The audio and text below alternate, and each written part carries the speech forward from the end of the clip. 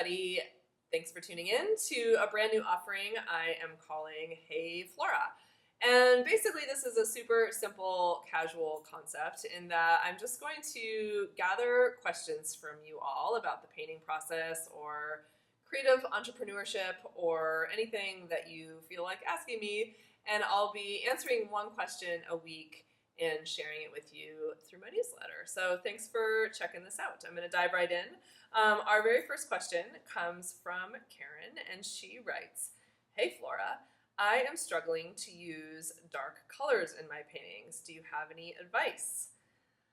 Great question. I love this question because there's some really great, simple advice that I have, and that is to remember that one of the most powerful and simple, truly, ways to create contrast, which is the theme in our studio diaries this month, is to work with value contrast. And value contrast simply means the scale from light to dark. So white being the lightest, black being the darkest, and then all the values in between. So using value contrast, incorporating value contrast is something that I do in every single one of my paintings. And really all it means is that I'm bumping up dark darks against light lights. And I'm sure in this painting behind me, we've got an example. This is actually a good example of sort of subtle use of value contrast. So a lot of the little lines are in these like dark colors. And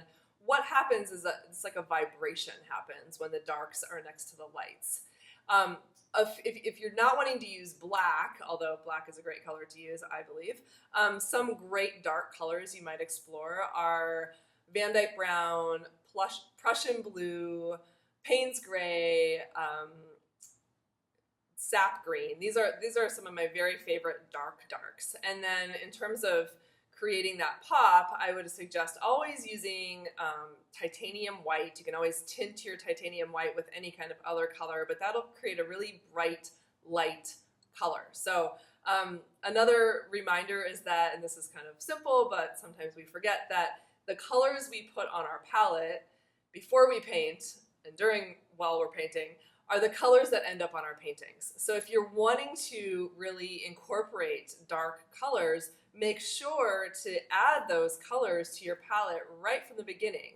Have the spectrum, have the lights, have the darks, have the things in between, and then they'll end up in your paintings. So thanks for the question.